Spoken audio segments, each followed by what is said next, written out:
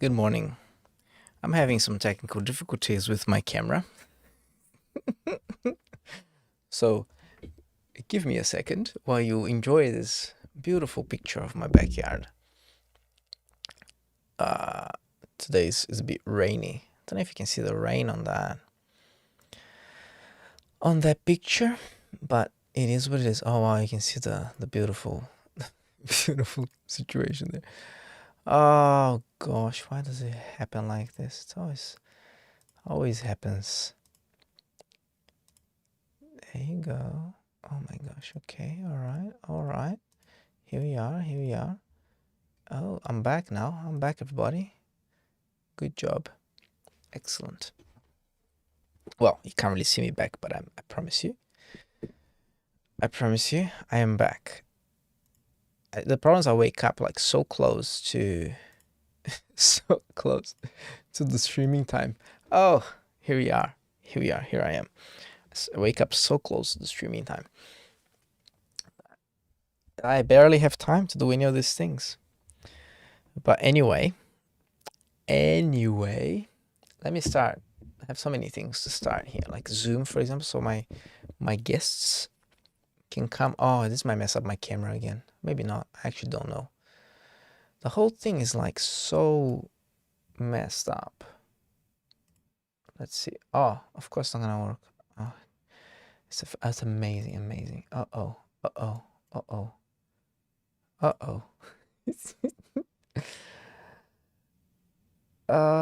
yeah. That's okay. Okay. Yeah, okay. Yeah. So the whole thing is just unbelievable. Anyway, how are you going today? How are you going? Hope you're having a good time. Please, if you're there, say hi on the chat so I know you're around. And don't forget to come say hi and so on.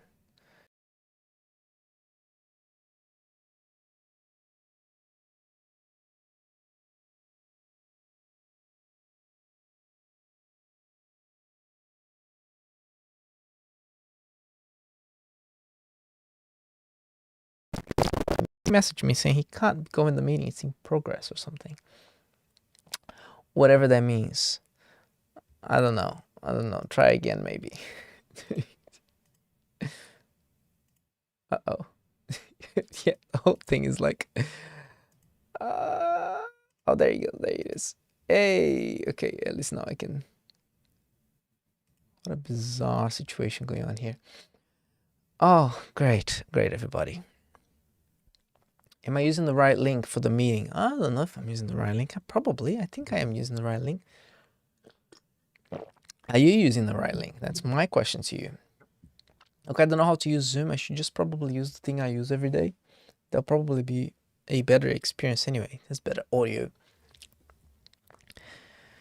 Do I have to send another link? Luis is not here either, so oh well. All right. Okay, I'll send you another link. It's just, the whole thing is just so funny.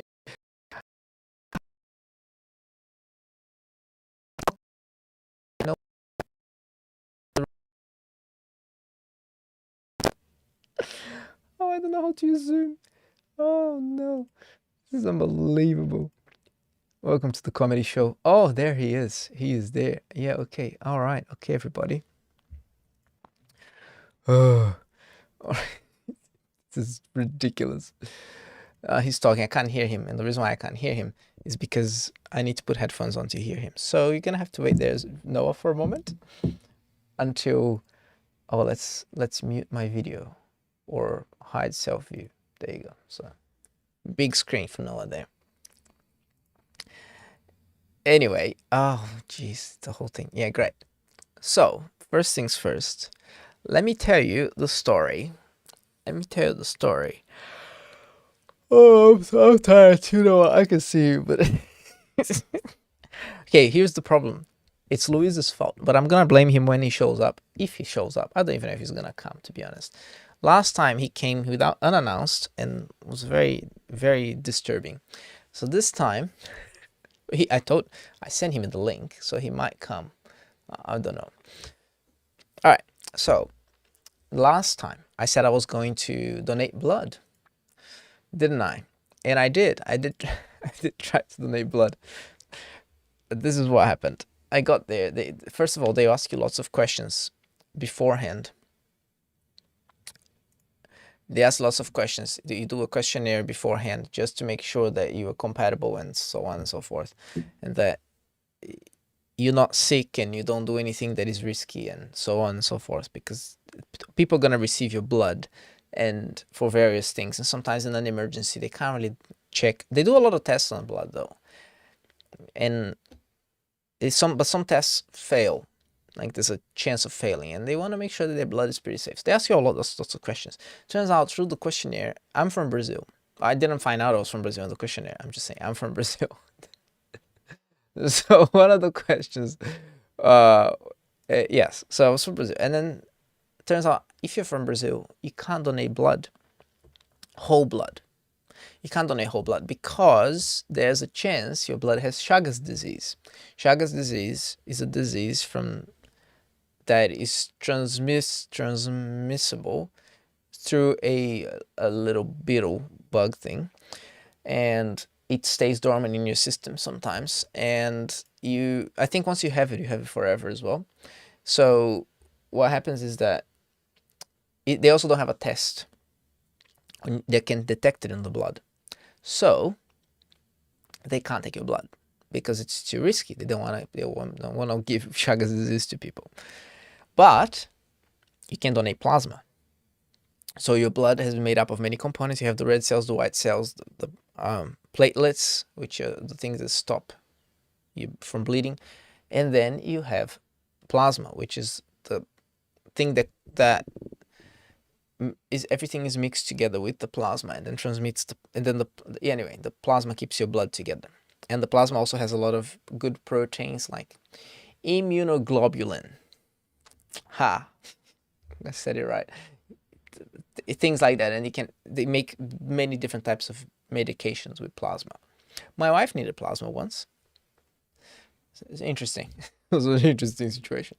Anyway, so yes, so I'm like, all right, okay. It caught me a bit by surprise because plasma's a bit longer to donate because you have to sit on a thing and the machine comes and takes your blood out and then it spins something. There's a centrifuge and then it separates the blood, the red blood, and everything else from the plasma, and then it puts the red blood back into your body, and it keeps doing that process until you get enough plasma, which in my case was about 629 mils or something. I don't know. It was written on the machine. So far so good. She put the needle on. I didn't look until I looked, and everything was fine. But then I don't know what it was. I got a message from Shelly. I don't know if I was already feeling weird before I got a message. She told me that Isabel was walking around the house or something, tripped and fell, and she was bleeding from her lips, and it was a lot of blood. I don't know if that picture helped me getting more stressed. She was fine, by the way. Anyway, whenever you cut your lips, you always have a lot of blood. You know how it is, especially kids. And yeah, so I was like, uh-oh, and then I don't know if maybe I think the nurse overreact. Probably, like honestly, I would probably be fine if I stay there. She probably overreacted. She heard me say uh-oh. She came, looked at me. She said I was pale. Turned the machine off, and then lowered me because you're in this bed that like moves. Lowered me, and then in the process of all that happening, the needle came out, and and started like dripping blood everywhere, and then blood came down my arm, started coming down my arm, all over my shirt, and on the chair, and on the floor. It was amazing. It was so amazing, and I was laughing my head off because I thought it was pretty funny. The whole situation was like surreal. Anyway, and that was it. I couldn't donate. Then there was like suddenly there were 3 people around me. So poor thing was cleaning everywhere, cleaning the chair, cleaning me, cleaning all the things. I'm exhausted just telling the story. But anyway, they put me to sit down and eat, and told me to stay there for at least half an hour, and told me we don't recommend you drive. We can't stop you from driving, but we don't recommend you drive. I'm like, well, I need to go home somehow. I'm sorry. I feel good. I'll be fine. Anyway, so that is the story of me donating blood. So I booked another plasma donation in 3 weeks. I've been watching lots of videos of plasma and blood and needles, preparing me for the occasion so I don't pass out. It's not going to be as surprising as it was last time. Because last time I didn't know I was going to donate plasma. I thought I was just going to sit there. And the thing with plasma as well, because it's 2 stages on the machine, it presses your arm, and then like a thing presses your arm, and then when you press your arm, you have to kind of move your hand, be mindful of it, and then it takes the blood, and then when it releases, you have to stop moving, just chill and wait for the blood to come back. So you kind of have to be mindful of what's happening. You can't just, there's a needle taking your blood and you can close your eyes and forget. Well, maybe they'll close your eyes, they'll think you're passing out or dying or something, but you can't just look at a book and forget. But you can't. With plasma, you kind of have to be mindful of what's happening, because you have to do this process, get pressed, you do something, you release, you do something else. So I can't even forget that I'm donating blood. I have to, it's an active situation. Anyway,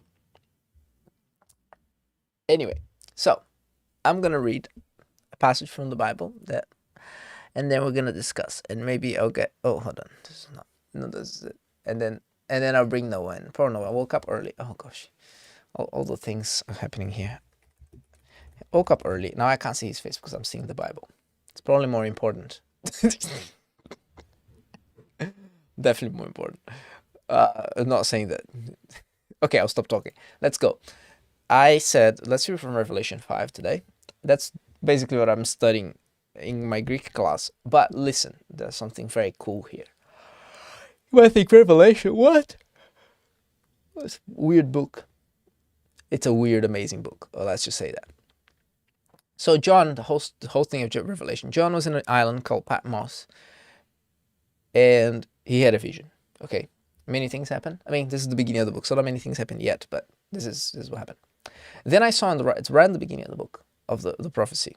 First, he has 7 letters to churches, and this is probably the part that you've heard before, because it's easy to understand what's going on there. But the rest of the book, It's actually very easy if you interpret properly. Then I saw in the right hand of the one seated on the throne a scroll with writing on both sides, sealed with 7 seals. I also saw a mighty angel proclaiming with a loud voice, "Who is worthy to open the scroll and break its seals?" But no one in heaven or on earth or under the earth was able to open the scroll or even to look in it. So no one was found worthy. I wept and wept because no one was found worthy to open the scroll or even to look in it. Then one of the elders said to me, "Do not weep. Look, the Lion from the tribe of Judah, the root of David, has conquered, so that he is able to open the scroll and its 7 seals." Look, I love that. I love that word. Idu. Behold. So we don't use anymore. So, I mean, look is an appropriate translation. It's probably the more understandable translation. But Idu and Hine is the Hebrew version of behold. Generally, it marks like something like, whoa, pay attention to this. Look at this. I love it. I love it. Even the word itself is like pretty strong. Like, Idu. Anyway, I'll stop with that. Then I saw one like a slaughtered lamb standing in the midst of the throne and the 4 living creatures, and the 4 living creatures and among the elders. He had 7 horns and 7 eyes, which are the 7 spirits of God sent into all the earth. He went and took the scroll out of the right hand of the one seated on the throne.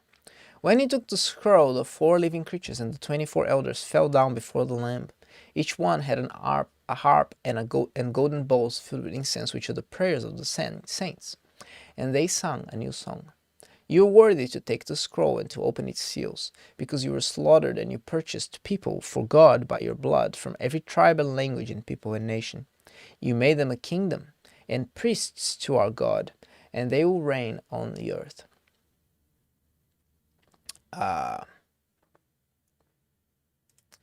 Here it means that there's an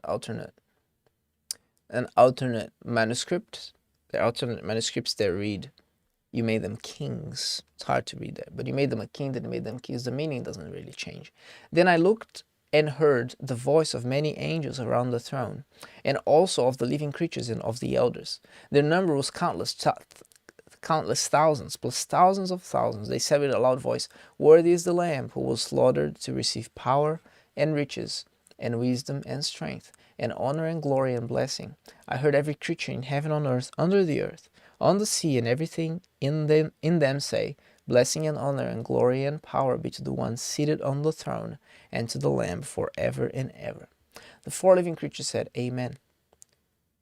And the elders fell down and worshipped. And I'll keep reading. Then I saw, so there was a scroll, 7 seals on the scroll. No one was found worthy. And then Jesus, the Lamb, who was the lion, was a lion, but then he was like a lamb who was slaughtered. So it was still alive, was living, but it looked like he had been slaughtered. Jesus, right? Then I saw the Lamb open one of the 7 seals. And I heard one of the 4 living creatures say with a voice like thunder, "Come." I looked again, and behold, and there was a horse, a white horse. Its rider held a bow, and a crown was given to him, and he went out as a conqueror in order to conquer. It's a bit weird, right? The text there, he went out conquering in order to conquer, or as a conqueror. It is what it says. It really emphasizes the conquering. Some people think that this white horse is Jesus. Other people think that in context, because it's part of the seals. It's not. Again, it changes very little the passage. The reason why you could say that this is Jesus is because Jesus conquered. So this is the beginning. It's the start of everything when Jesus conquered on the cross. However, you already see the lambs slaughtered there, so he kind of already conquered. But if you see the other horsemen, they're a little bit bad. So having a Jesus amongst the horsemen, interesting. It could also be like conquerors and like war, and bringing torment on the earth potentially. When he opened the second seal, I heard the second living creature say, "Come." Then another horse went out, a fiery red one, and its rider was allowed to take peace from the earth, so that people would slaughter one another, and a large sword was given to him, and so on and so forth. Listen, there's 7 seals. The 7th seal only happens on Revelation chapter 8. But the point here is,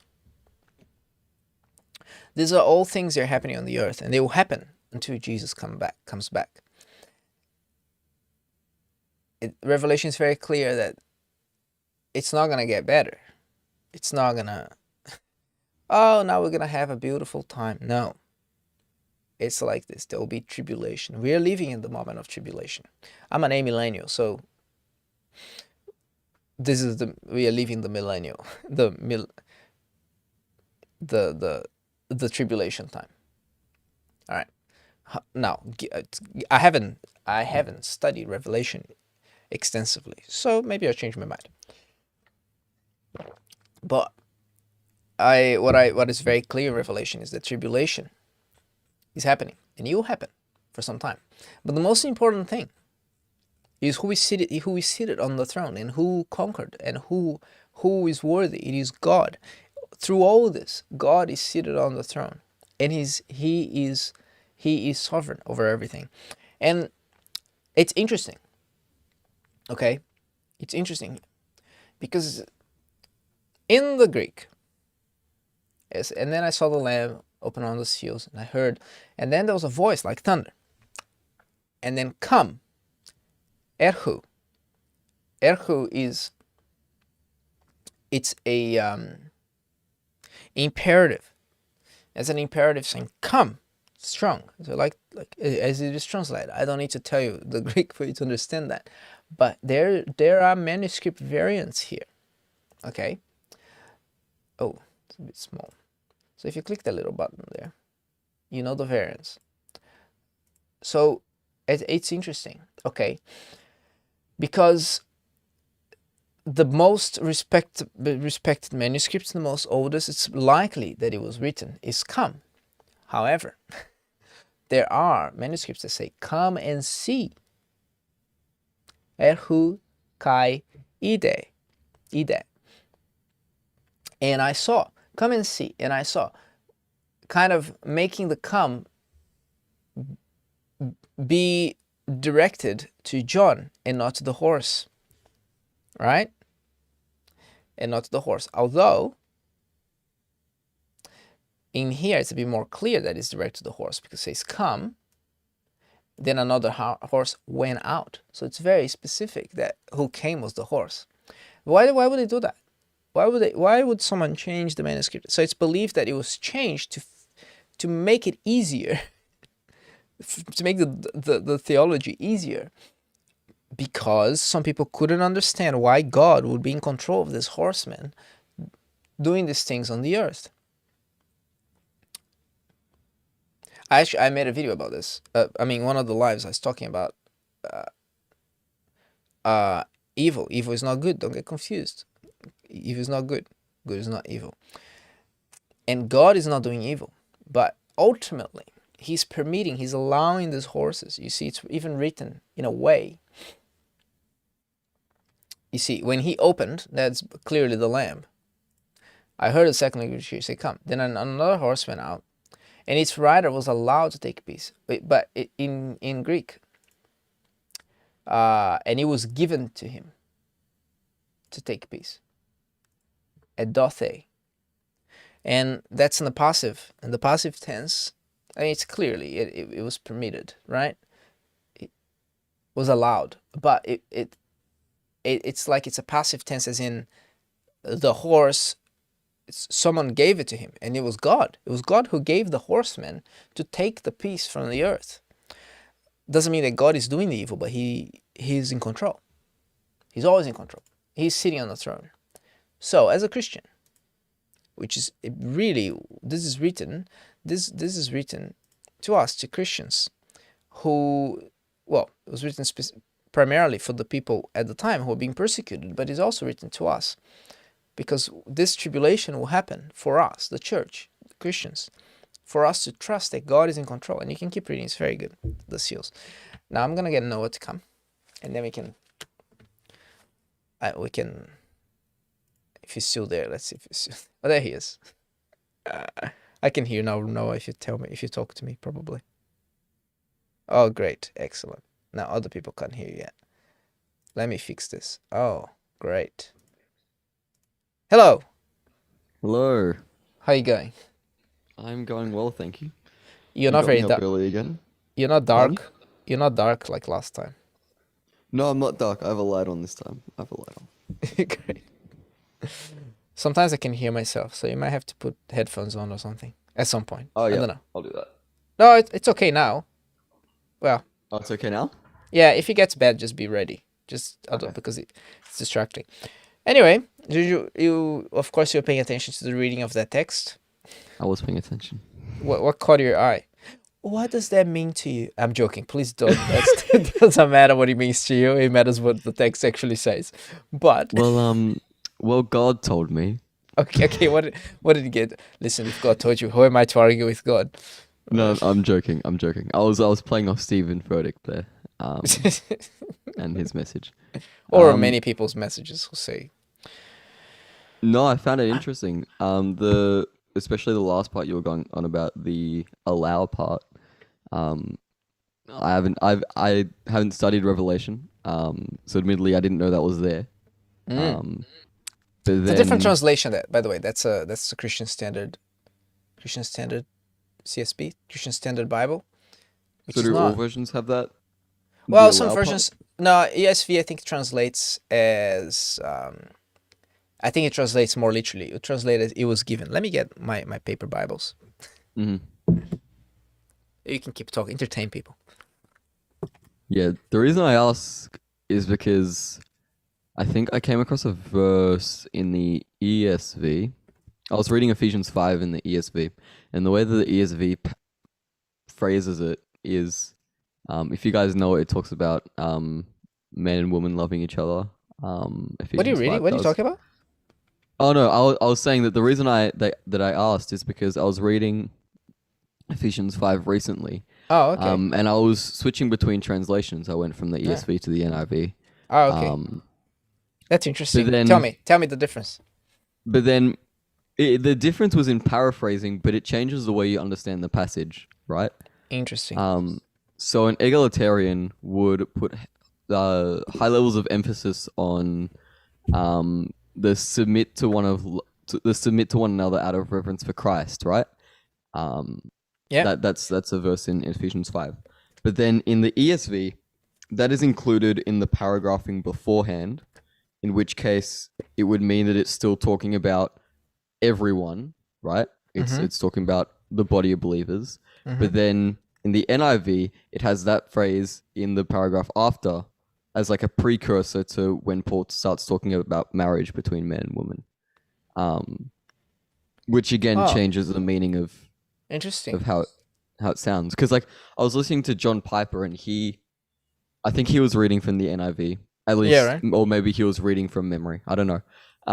But he put heavy emphasis on the submit to one another out of reverence for Christ, for his views on marriage. Mm-hmm. But yeah, so then I went out and checked the verse myself, and I'm like, oh, well, that's interesting. So Right. that's why I ask if it's like that in all versions, because it's something I'm keeping an eye out for, how meanings can differ depending on the translation. Yeah. Right. That's Or at least actually. understandings No, can differ. no. It's a good point. It's interpretation. Uh, Right. So just to close that loop there, in the uh, what's this called? Legacy Standard Bible, which is like a John MacArthur's version of the New American Standard. Hmm. So there's the NASB 95. There's a NASB 20. 20 or 2020. I don't know what it is, but there's a NASB. There's a newer NASB, and there's the Legacy Standard Bible, which is a NASB 2095 modified. A different NASB. It's based on the NASB, but they go and retranslate it. Mhm. But it says here, and a red horse went out, and to him who sits on it, it was given to him to take peace from the earth. The ESV says, and its writer was permitted to take a piece from the earth. But the thing is, the meaning is the same. Mhm. If you think about it, it's just that they translate a little bit different, and it's interesting. That's a good point that you bring up. That the English Bible, no English Bible, is the inspired word of God. I mean, we have some; they're very close. They're very close to it, but it's a translation. People decided, and both the ESV and the NIV, they are respectable translations. I personally think that the ESV is a superior translation. Well, superior when it comes to being to the accuracy, but sometimes it's confusing and weird because they Yeah. translate things very literally, which is a bit like, it's more wooden, right? It's more word for word. The NIV tries to smoothen it out a little bit. But you have D.A. Carson, I think, in the committee of the NIV translation, pretty sure. Which is, you have very a number of respectable theologians in the committee of the NIV, and the same is with the CSB. It's a more Baptist translation, even though it's not necessarily, it's not a Baptist. It doesn't say Baptist translation, but the CSB is. I found out after studying, which I'm still studying, in the Southern Baptist Seminary, where they're like, oh, the CSB, it's a good translation as well. Oh, cool. Let's look at it. Also, the CSB is more, it's less wooden as well. They smooth out some things, but they're all respectable translations. They have, and the Legacy Standard Bible also has a committee, except that their committee, they have a video where they describe the Legacy Standard Bible. And in what they describe there is that their committee, usually things that happen by committee, you have, it's a little bit, how can I say?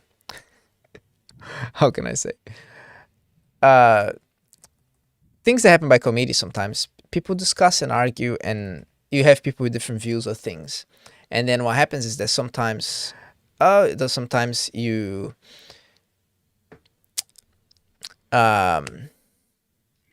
people will disagree and they'll fight, and then not fight, but they're like, oh, I think it's this, I think it's that, and then the meaning of a specific passage, maybe this person will win, and then next this other person will win this time. So you kind of compromise, right?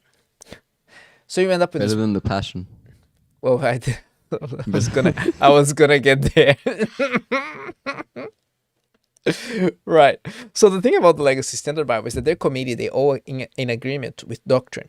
So they all agree with well, maybe most of it.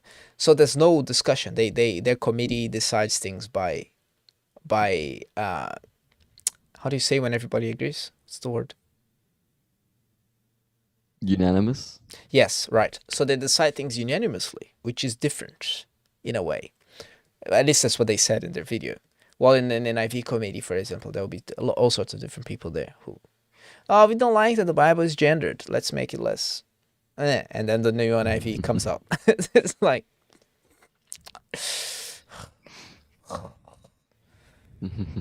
but then you have the Passion, which is done by the committee of one guy and the angels that he claims to have seen.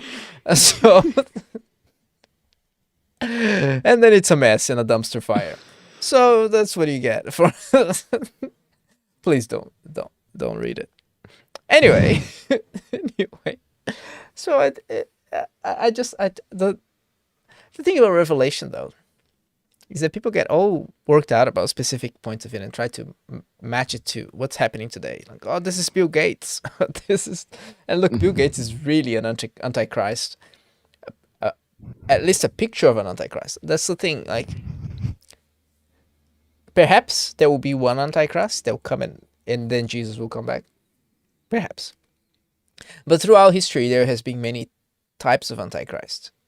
Many people and entities that fit that description, that hate Jesus and hate the gospel and try to do everything they can to stop advancing the kingdom of God. Of course, God is still on the throne and he's in control. And you can look, oh, Bill Gates is one of them.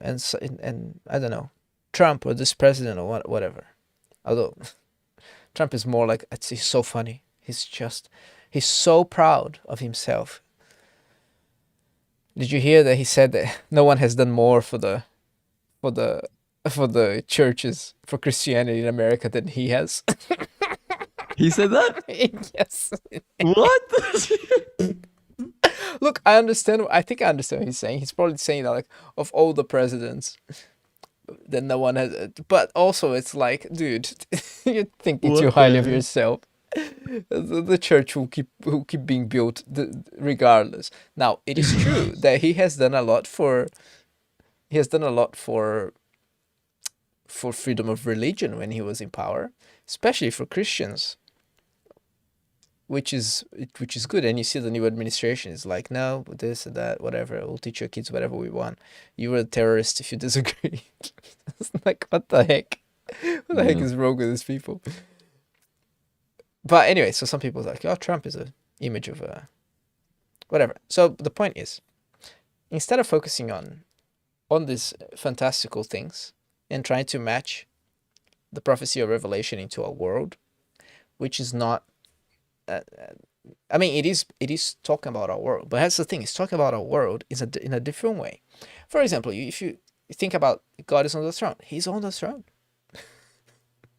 He's still on the throne, and He will remain on the throne because He conquered. He's in power, and one day He will come back.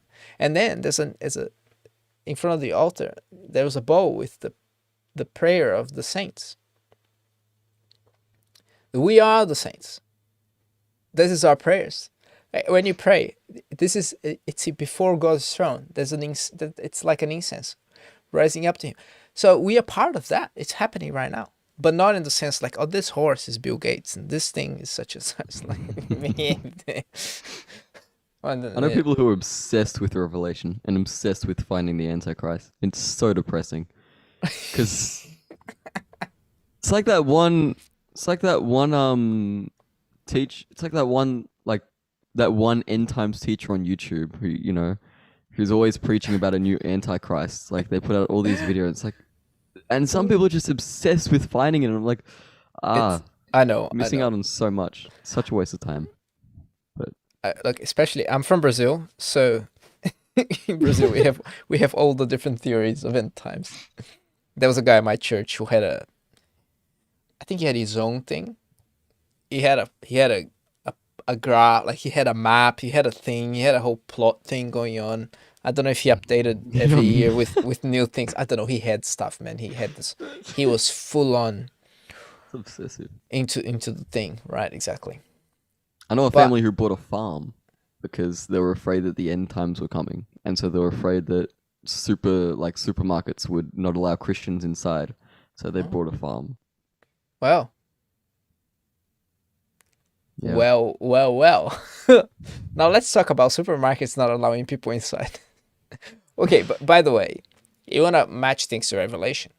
There's a horseman that what is the power? It can kill 1/4 of the earth with famine and with pestilence, with viruses, and with plagues, and with war, and with fighting, and with slaughtering, and with wild beasts eating you. So there you go. Coronavirus and all the other viruses are there. All right. Still happening. The horsemen are still roaming the earth doing that kind of stuff. So there you go. But Bill Gates is not riding the horse. Oh gosh. Anyway, what was I gonna say? Oh, you said something. Farms, lockdown, Farms. supermarkets. Oh, supermarkets. Christian allowed supermarkets. Speaking of which, in New South Wales, unlike you plebes in Victoria, although I think Dan is committed to some freedoms regardless of case numbers, apparently. No? Okay. No, I don't know what freedoms he's. Yo, you're not allowed outside right now. What do you mean not allowed outside? Can you go exercise? Yeah, for like 2 hours. Do you exercise for more than 2 hours? No, you can't exercise for more than 2 No, hours. but do you ever exercise for more than 2 hours? Oh, do I? Yo, is Dan watching this live stream? Sure, no, he's not. No, don't incriminate yourself. But let's say without the restrictions, would you exercise for more than 2 hours? Oh no, you wouldn't. But then Yeah, again, right. it's like, but you can't go out, but you still can't go outside for any reason other than, You can go than shopping, exercise. like essential shopping. Exercise. Essential, yeah. Like you can buy groceries and stuff, right? Yes, but like I can't go out and socialize. Not officially, anyway. You can exercise with people, can you? With one other person, I think, for 2 hours. Okay. Yeah. Yeah, but who knows who are the people it's exercising with you? You just happen to go at the park and well, they just happen Yeah. to be here. Or they did even know I posted on Snap. Oh, I just on your happened to run Snapchat. into They can another see your 5 map other anyway. people. Yeah, right. Exactly. Oh gosh. But anyway, in Sydney, on Monday, or in New South Wales, on Monday, we reached. I mean, the week before, we reached our 70% vaccination rates, which means that we were given for free by our benevolent government. Our government that loves and cares oh so much for us. We were given. If you didn't realize yet, I'm being very sarcastic here. The government doesn't give freedoms. The government has no business of giving freedoms. Our freedoms are given to us by God, and the government should not interfere. Shall not be infringed, although I'm quoting the Second Amendment here. But it does say shall not be infringed of the United States, not Australia. It's like our constitution is a mess. Anyway, so what was I saying? Yeah, our benevolent and loving government has given us the gifts of being able to go to pubs and go have haircuts. Clearly, I haven't taken on that gift yet because my hair is a mess. And to do things we couldn't do before, like going to people's houses. However, only if you're fully vaccinated. Oh, there's the caveat. There we go. Oh. And then when we reach 80%, we get more freedoms. Only if you're fully vaccinated. Except for going to church, which anyone can go to church at 80%. No proof of Lucky, what? We vaccination don't is have that. required. We prayed. We prayed a lot, and Gladys was Yo. sacked, and we got a new premier. Clearly, we're not praying enough because You- Dan isn't resigning anytime soon. pray Yo, for Dan. Pray for Dan. we have a cap of 150 people in church at 80% vaccinated, and everyone who attends has to be fully vaccinated. Really? I think the original plan allowed for a percentage to be unvaccinated. Not this one.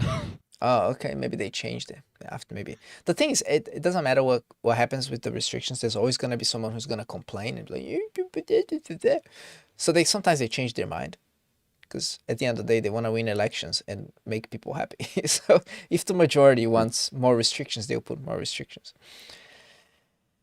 And the media has a lot of power. We talked about this in your Instagram live yesterday. Yes. I didn't watch the rest of it. Was it good? It was, well, I mean, it was just me. So, like, it had to have been good, you know? No one wanted to come and talk to you, or you didn't want to let people No. come and interfere No, with you? nobody. My followers don't want to talk about politics. Come on. Well, they wanted to talk about abortion last time. You wanted to talk about abortion. Yeah, yo. People of my day are weird. They like to talk about social. And this is why you see politics going in the direction of politicians talking about social causes rather. It used to, like, just be about, it mostly was about economics, and you'd only have like that one axis, and that's really anyone would care about in a politician. But nowadays, like, when I talk about abortion, I'm getting like 200 people in a live. It's what But people want. when I talk about vaccines and COVID, they're all like, "No, I don't want to talk about this." Well, Luis sent me a Boring. link earlier, not now because he's disappeared.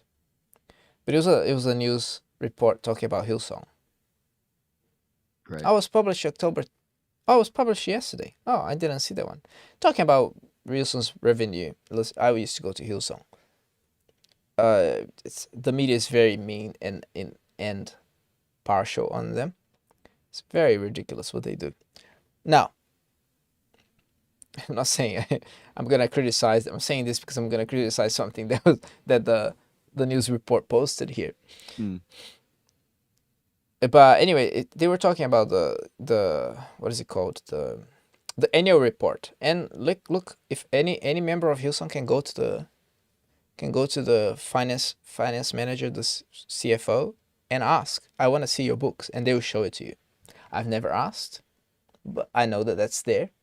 So if you're concerned, if you're a member of Hillsong, go and talk to them. They will show you. They use the money to the best of their knowledge in a way that aligns with their values. Now, obviously, I left because my values a little bit, as you can see, they quote the annual report here. Never in my lifetime have we faced so many storms in such a short period, whether it be floods, bushfires, a global pandemic, and its social and economic impact. Well, so far so good.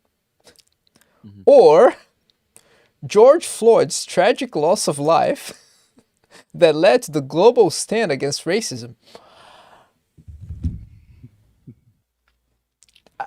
A fabricated political situation. You want to list that as a major thing of it was a major thing of 2020, but it's just like it's like Outliers.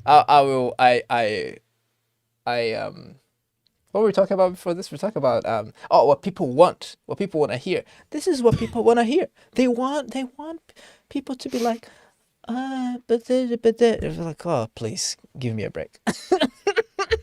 Yeah.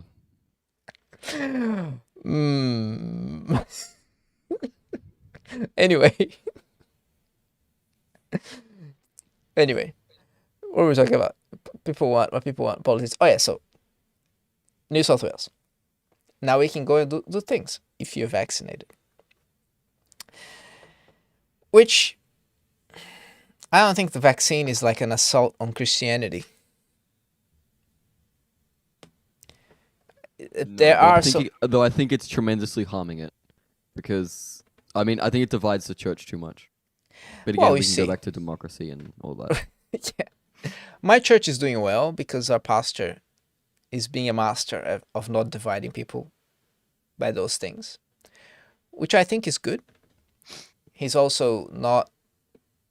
We're not opening the church until we get to 80% to avoid having to do vaccine passports. Yeah.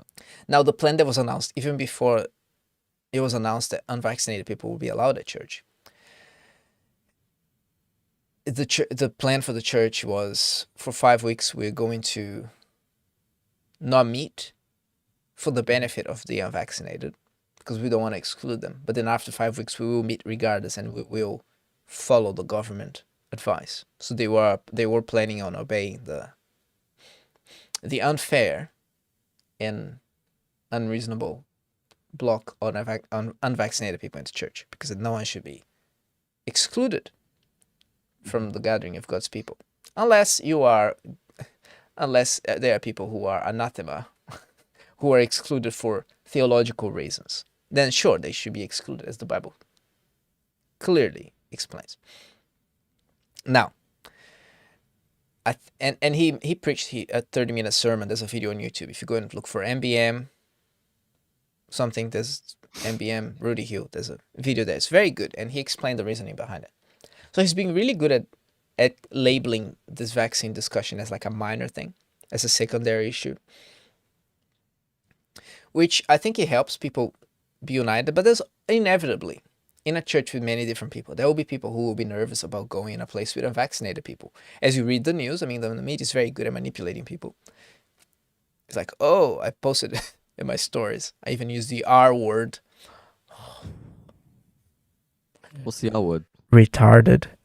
Oh, that's terrible. Oh my goodness. I'll be cancelled. Right.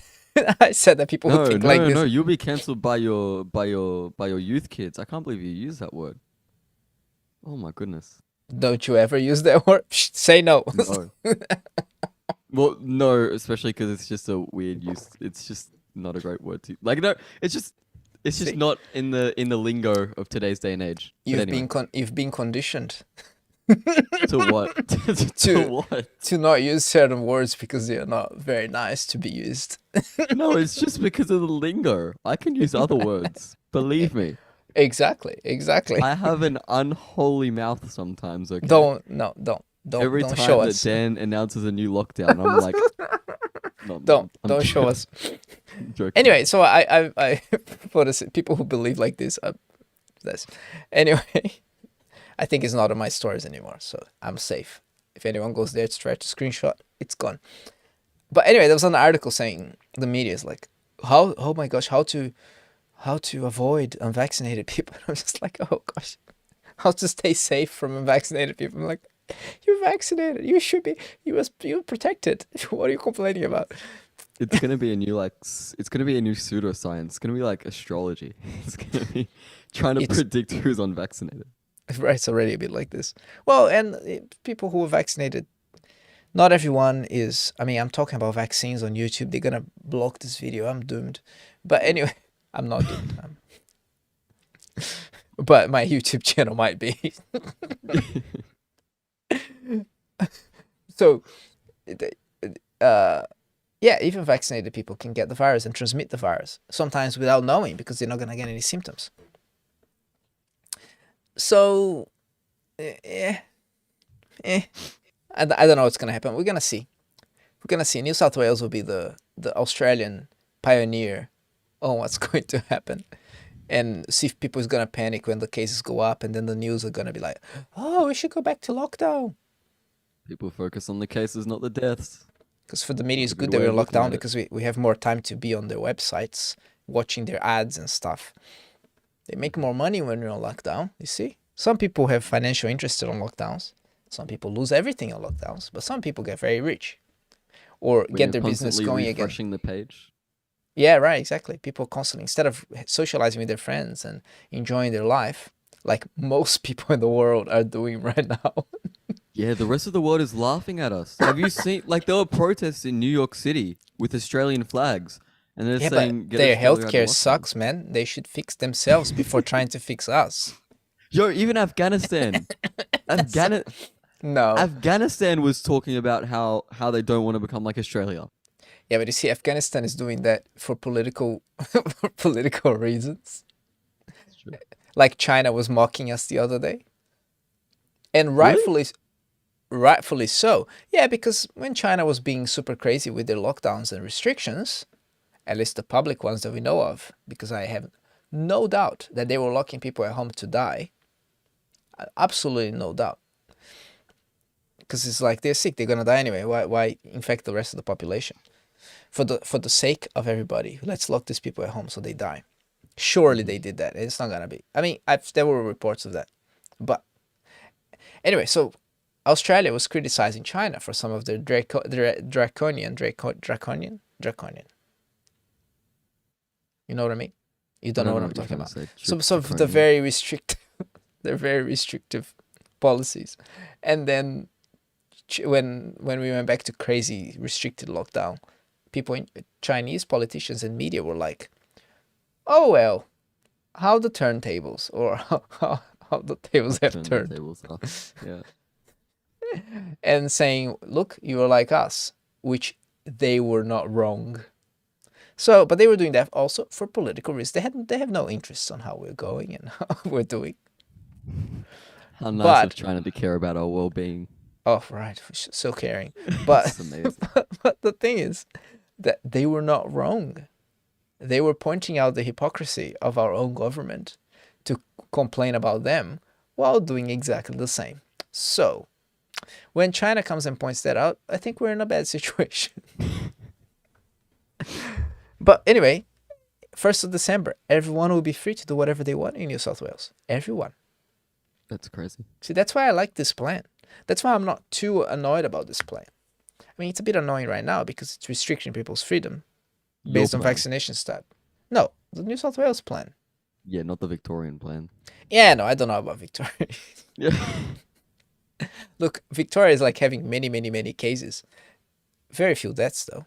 But oh my gosh, Yes. many cases.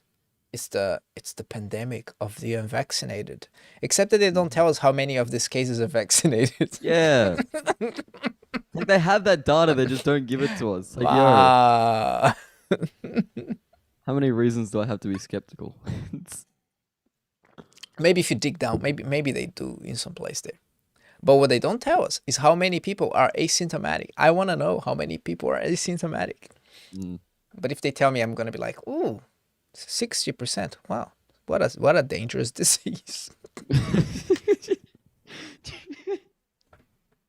Oh, for some people it is. Some people died. Okay, and I personally know people who lost people to COVID. I also personally know people who had COVID and are fine. Like my mom, she hasn't stopped going around. Everyone's like, "Oh, how are your family in Brazil?" Like they're going out, they're seeing friends, they are hosting parties, they are having the time of their lives. I mean, my sister caught COVID on a dinner party with everybody else there, and now she's immune because she caught COVID. So look at that. Look how lucky she is. Okay, she also Mm. got barely any symptoms. So, and her son, he's only 4 and he's not vaccinated. That's crazy. He Talking didn't to someone even the other get day. it. I was talking to someone the other day who was saying that the government should impose mandates for parents to have to vaccinate their kids because it's not loving to not vaccinate your kids. I'm like, The government loves your kids more than you do if you have a child, yeah. you know? Well, that's the line of thought, and it's dangerous. That's what I'm going on about. That's the underlying line of thought. And you take that and you run with it, and then all of a sudden you've got the government teaching you how to parent. It's like, No, yo. it's no, look, you don't know So, about your child's you don't care about your child's health more than Brad Hazard, yeah. our Minister of Health, who who Brett Sutton. graduated in law and he was a science teacher before he became a politician. Clearly, our Minister of Health knows so much about health and that he cares so much about your child's life. It's absurd. It's It's ridiculous. absolutely absurd. It is ridiculous. And yeah, I don't know. And then Blah, in blah. the US, the parents are concerned that schools are teaching their kids obscene things. And then they went ahead and told me. Sorry, I'm interrupting. But then No, that's okay. Yeah. but then they went ahead and told me. They went ahead and said, "Yeah, but your underlying thought pattern is what leads to abusive parents." I'm like, "What?" This is a minority. That's a minority. I'm not talking about, it was just like You anyway. know what's abusive? Is when your What? child is confused and comes to you and says, because children are like that. What gender am I? Wakes up one day and says, "Oh, I want to be a boy." And all they're thinking is probably like, "I see the boys playing soccer or something." Right? And, Mhm. or "I want to be a girl," because they see, I don't know, why would a boy want to be a girl? I like Barbies. Right? I don't know.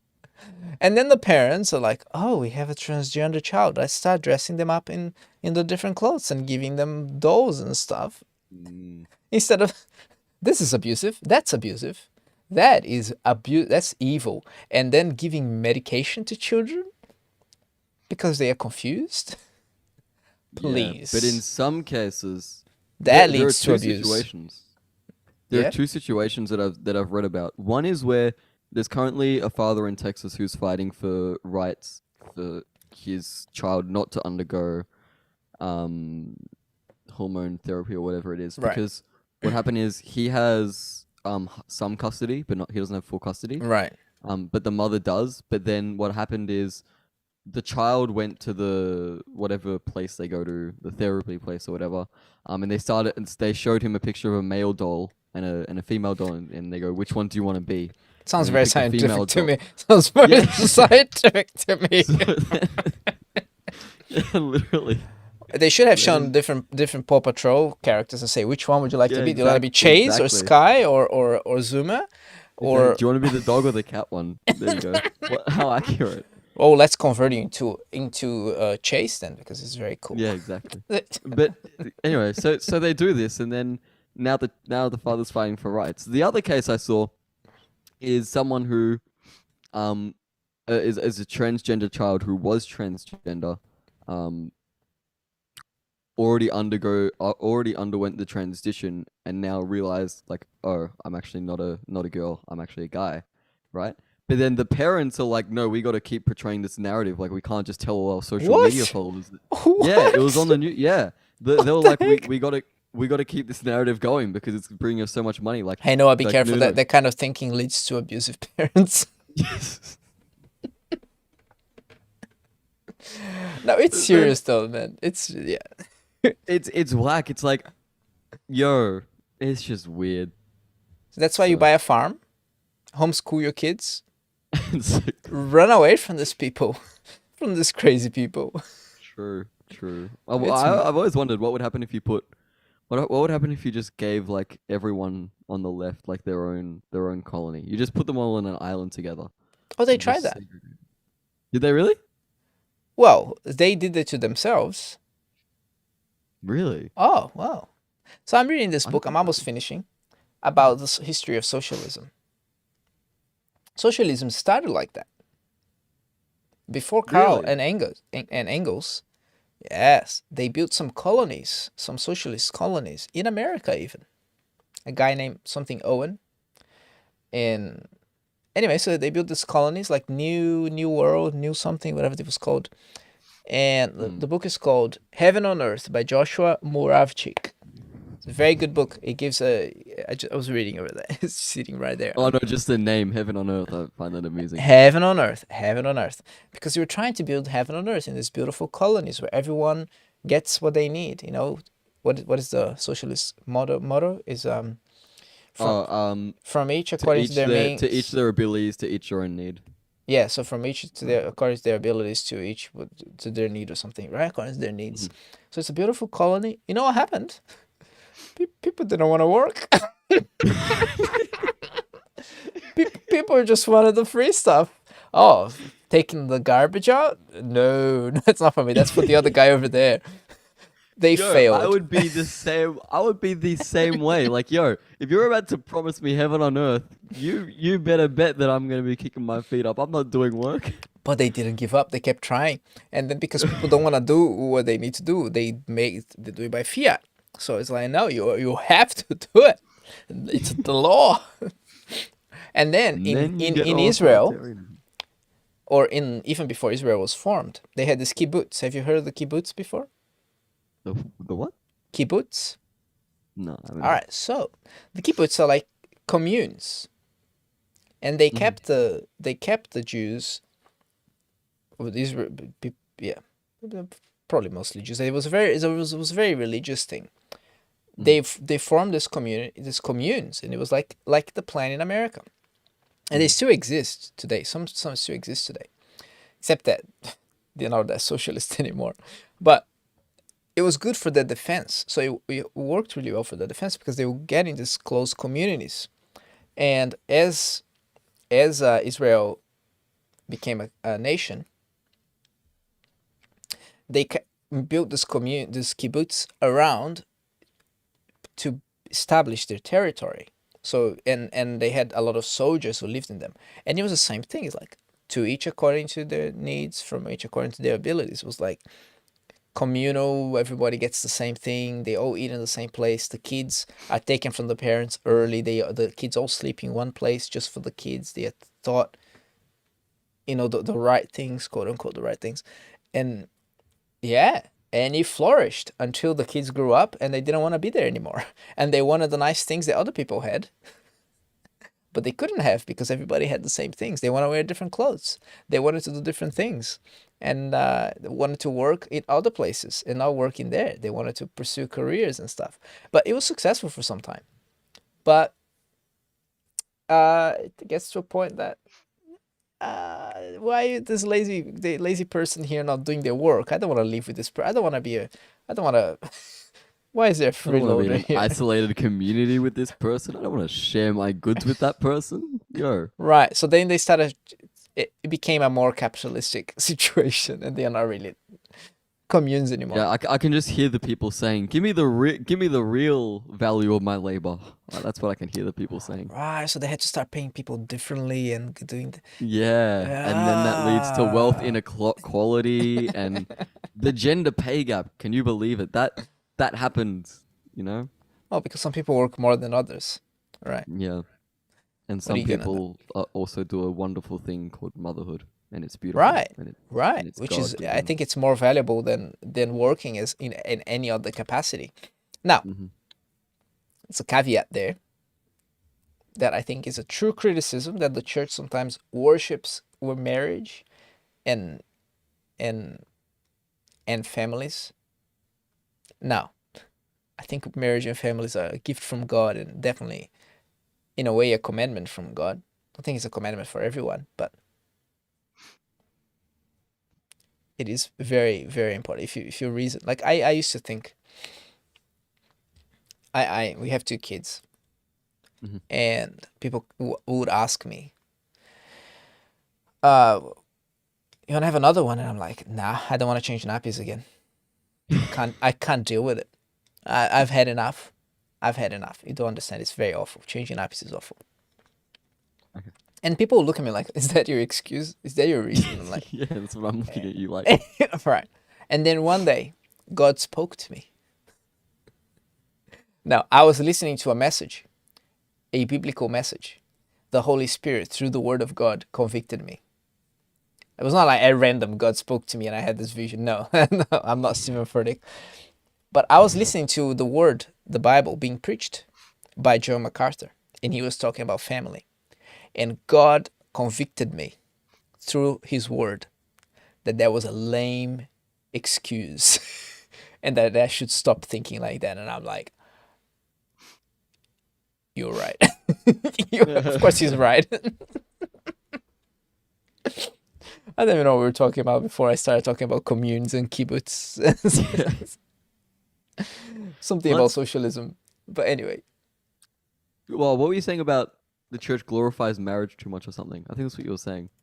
okay, it's not glorified. I think because some people are called, some people have a different call in their life. Some people are called to be celibate, Hmm. right? And Yeah, I I think mean, everyone at church is a bit like, oh, when are you getting married? When you're having children, yeah. it's really annoying. I think if you're in a situation like that. Mm. I'm thinking about someone I follow on Instagram who Hmm. posts stuff like that all the time. His name is David Bennett. He has a book called A War of Loves. Hmm. He was a gay activist and he became a Christian and he tells that story and he's a celibate, but he's a little bit is a bit of an understatement. He's too much of a social justice warrior, a Christian Okay. version of it. So take his the book is really good. Hmm. His Instagram is a bit more take it with a grain of salt, in my opinion.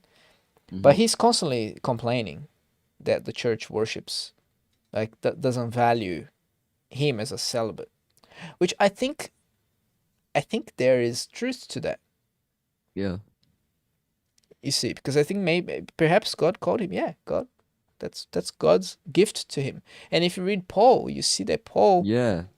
Paul is saying if you can stay single, stay single, because Yeah. then He would rather each one of them to be single. It's because like. then you focus on the things of the Lord. Why is he Mm. saying that? Why is he saying that? You see, back to the book of Revelation.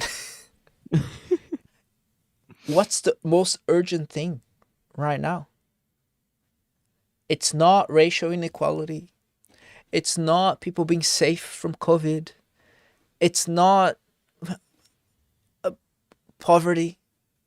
The most urgent thing right now is that people are dying and going to hell. Mm. And we have, as Christians, we worship the one who is on the throne, who is sitting on the throne, and he has the power to save people. And we have the message that saves people, not from COVID, not from poverty. All those things are bad, don't get me wrong. But we have the message that saves people from hell. And they can spend eternity with God in a new heaven and a new earth, in a much more beautiful place and more perfect. And by more perfect, I mean infinitely more perfect, because it's a perfect place.